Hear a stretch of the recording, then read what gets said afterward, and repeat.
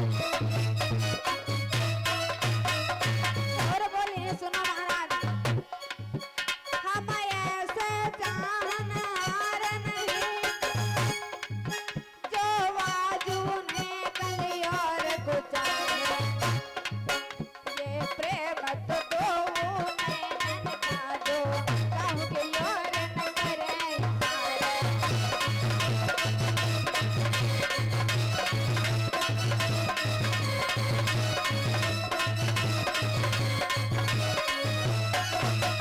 और बोलिए महाराज सुनो,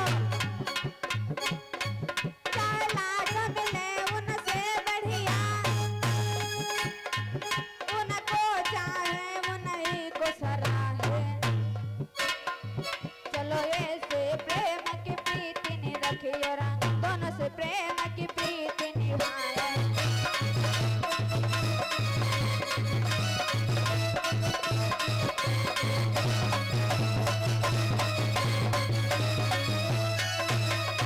और जवाब दिया है सुनो महाराज,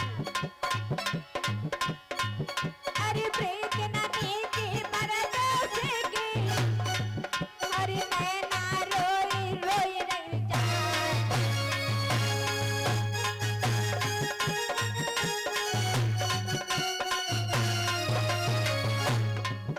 और प्रीति पड़ोसी किरनी की है, और होती नैना मिल जाए।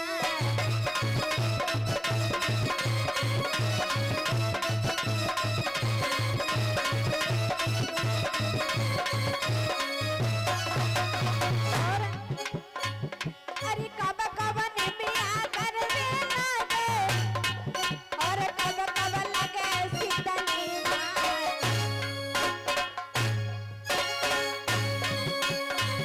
और कब कब भैया मेरी लागे, कब कब लगे दाहिनी बाएं।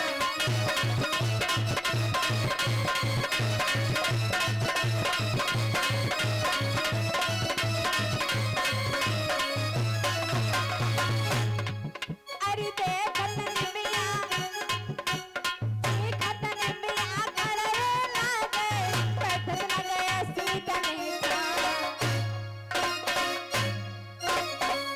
और हिस्सा में भैया बेरी लागे, रण में लगे दाहिनी बाएं।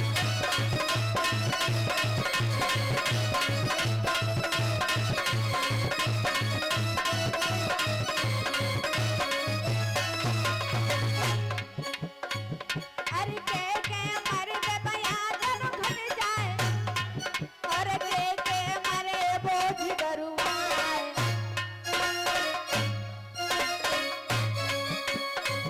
और के मर्द पघर उजड़ती है, के मरे देश छूट जाए।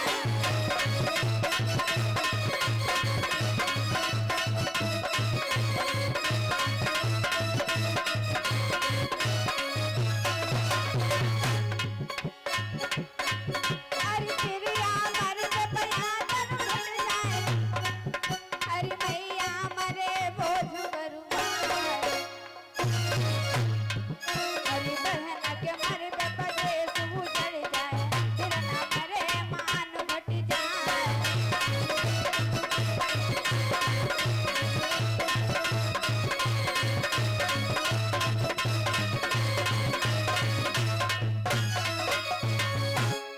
इधर जिस समय महाराज दुर्वासा ऋषि को शकुंतला समझाया, महाराज दुर्वासा ऋषि कहने लगे चलो कोई बात नहीं बिटिया, जब तुमने विवाह कर ही लिया है तो इस बच्चे को उठाओ और महाराज दुष्यंत की नगरी में पहुंचो, क्योंकि वो राजा है और उसका बच्चा यदि हमारे आश्रम पे रहेगा तो उसका लालन पालन नहीं हो पाएगा, इसलिए ऐसा करो कि इस बच्चे को उठाओ और राज्य की तरफ चली जाओ। आज शकुंतला ने अपने उस बच्चे को उठाया और चल पड़ी है। जिस समय चल पड़ी है तो रास्ते में जाकर के प्यास लगी है शकुंतला को, और जो महाराज दुष्यंत ने अंगूठी दिया था उस अंगूठी को अपने हाथ में पहने हुई थी शकुंतला। अपने उस पुत्र को उसे एक वृक्ष के नीचे लिटा दिया और जाकर के नदी में पानी पीने लगी। जिस समय पानी पीने लगी तो हाथ से अंगूठी निकल करके गिर गई और शकुंतला कुछ समझ नहीं पाई, क्योंकि महाराज दुर्वासा ऋषि ने श्राप दिया था। आज शकुंतला कुछ समझ नहीं पाई खुद पानी पिया और अपने बच्चे के लिए लेकर के आई, अपने बच्चे को पिलाया और फिर उस बच्चे को गोदी में उठा करके महाराज के दरबार में पहुंच गई। जिस समय महाराज के दरबार में पहुंची, दरबारियों ने देखा कि एक स्त्री आई हुई है। दरबारी तुरंत ही उस स्त्री को राज्य से बाहर निकाल दिए। वो लड़की कहने लगी है, शकुंतला बोली है, भैया मुझे मत निकालो क्योंकि मैं आपके महाराज की धर्म पत्नी हूँ। दरबारी कहने लगी, तुम न जाने तुम्हारे जैसी स्त्रियां यहाँ कितनी आया जाया करती हैं, और मेरे महाराज की धर्म पत्नी होती तो महाराज खुद स्वयं लेकर के आते, तुम्हें अकेले आने की जरूरत नहीं। शकुंतला कहने लगी, भैया जाकर के अपने महाराज से बताओ, यदि वो मुझे स्वीकार नहीं करेंगे तो मैं तुरंत ही निकल जाऊंगी, लेकिन एक बार जाकर के महाराज से बता दो। द्वारपाल कहने लगा, चलो ठीक है बता रहे हैं। जिस समय शकुंतला को सारा हाल बतलाया है द्वारपाल ने जाकर के महाराज दुष्यंत से, दुष्यंत कहने लगे, चलो कोई बात नहीं, एक बार उस स्त्री को हमारे पास में भेज दो, देखते हैं कौन सी स्त्री है। शकुंतला तुरंत ही अंदर को गई और दोनों हाथों को जोड़ करके जैसे ही प्रणाम किया है, महाराज दुष्यंत बोल उठे हैं, तुम कौन हो? आज वो शकुंतला समझा करके महाराज से बोली है, सुनो महाराज, कि जोड़े दोनों हाथ सुनो पति बात हृदय मेरी, और चरणन में शीस नवाई रे जानारी रही है तेरी।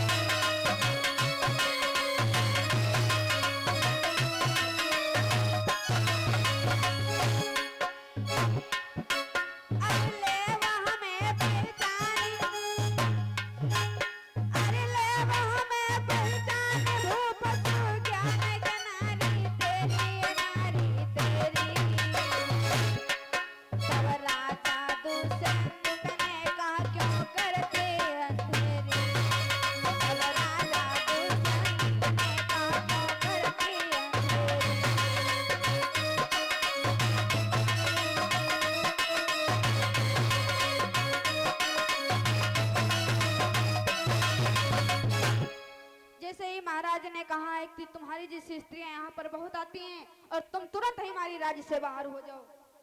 शकुंतला अपने सर को झुका झुका करके बार बार कहती है, नाथ मैं आपकी धर्म पत्नी हूँ, जिसके साथ में तुमने 3 महीना बिता करके आए हो, और इस बच्चे को जो देख रहे हो आपका ही बालक है। उल्टे सीधे शब्द कहते हुए महाराज दुष्यंत कहने लगे, चलो कोई बात नहीं, जब हम तुम्हारे साथ में 3 महीना रहे तो हमारा कोई प्रेम चिन्ह तो तुम्हारे पास में होगा। जैसे ही प्रेम चिन्ह की बात कही है, शकुंतला अपने हाथों की तरफ देखने लगी, और हुआ क्या मेरे दादा कि जब इतना परिचय काफी है तो कुछ प्रमाण तुम दिखलाओ, और जब इतने दिन तक प्रेम रहा कोई प्रेम चिन्ह तुम दिखलाओ।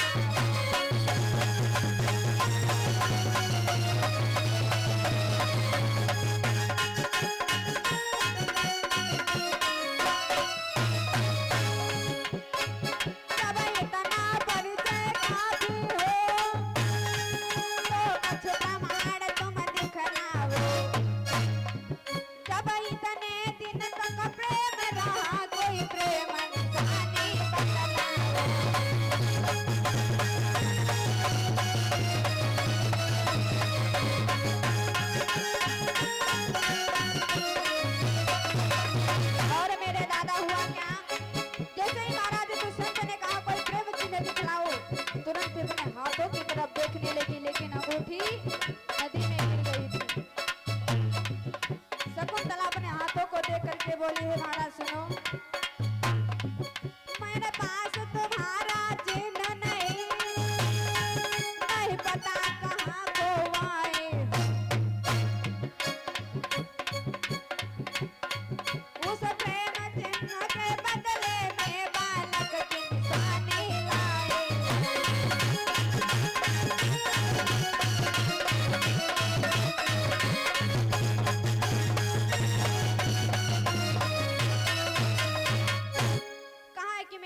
में तुम्हारा कोई प्रेम चिन्ह तो नहीं, लेकिन जो ये बालक देख रहे हो आपका ही है।